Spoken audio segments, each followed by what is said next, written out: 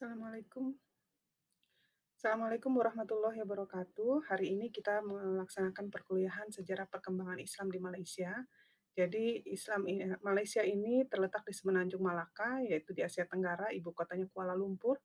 Luasnya sekitar 2,5 kali Pulau Jawa atau sekitar 332.370 km persegi. Nah, kalau di Malaysia, kepala negaranya ini disebut Yang di-Pertuan Agong. Pemerintahannya dikepalai oleh seorang Perdana Menteri dan model pemerintahan Malaysia ini mirip dengan pemerintahan parlementer Westminster. Suku Melayu di Malaysia menjadi populasi yang terbesar. Kemudian ada juga etnis Tionghoa Malaysia, ada India Malaysia yang juga memiliki populasi yang sangat besar. Lalu bahasa yang digunakan adalah bahasa Melayu dan agama Islam menjadi agama resmi negara. Penduduk di Malaysia 61% terdiri dari suku pribumi, Melayu pribumi, kemudian masyarakat pendatangnya juga ada yang dari Muslim, kemudian ada yang dari non-Muslim ya. Misalnya ada yang dari India, Cina, Pakistan, Persia, dan Turki. Sementara kalau yang non-Muslim ini biasanya berasal dari Cina dan India. Kalau mayoritas penduduk Muslim ini sebagian besar menganut Sunni dan bermazhab Syafi'i, seperti di Indonesia.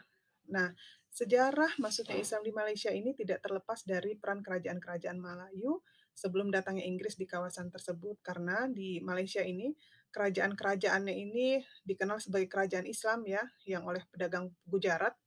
Keberadaan kerajaan ini dimanfaatkan untuk mendakwahkan Islam di Malaysia sekitar abad 9.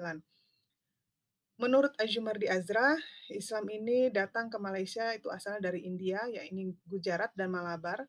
Sebelum Islam datang ke wilayah Asia Tenggara, Malaysia ini ada di jalur perdagangan dunia yang menghubungkan kawasan Arab dan India dengan wilayah Cina dan dijadikan tempat persinggahan sekaligus pusat perdagangan yang sangat penting.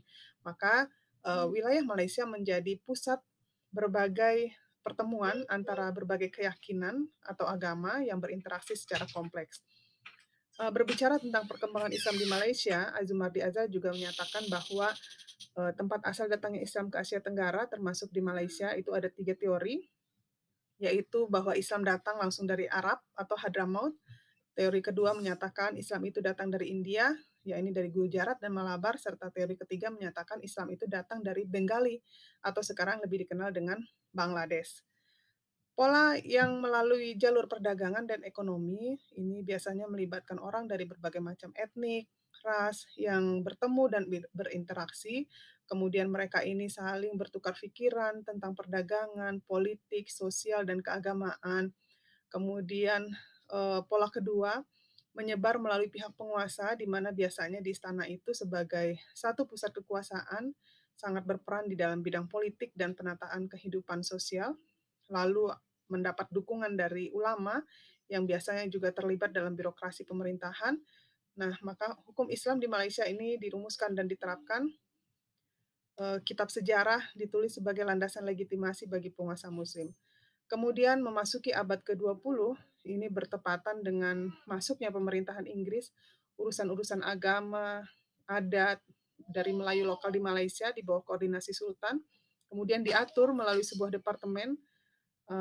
Setelah tahun 48, setiap negara bagian dalam Federasi Malaysia ini tunduk kepada hukum Islam yang diterapkan sebagai hukum status pribadi dan tunduk kepada yurisdiksi pengadilan agama atau dikenal juga dengan mahkamah syariah yang diketuai oleh hakim agama.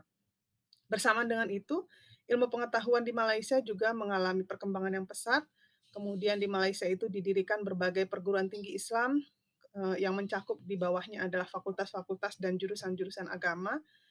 Perguruan tinggi yang paling populer di Malaysia adalah Universitas Malaya yang kini biasa dikenal dengan Universitas Kebangsaan Malaysia. Sarjana-sarjana Indonesia juga banyak yang belajar di Universitas Kebangsaan ini. Kemudian memasuki pasca kemerdekaan, perkembangan Islam dipengaruhi oleh pihak penguasa atau bersifat top-down, karena penguasa atau pemerintah Malaysia menjadikan Islam sebagai agama resmi negara. Maka warisan Undang-Undang Malaka yang berisi tentang hukum Islam berdasarkan konsep Al-Quran itu sangat diberlakukan di Malaysia. Kemudian ada juga Undang-Undang Warisan Kerajaan Pahang yang diberlakukan di Malaysia. Di dalam undang-undang ini ada 42 pasal.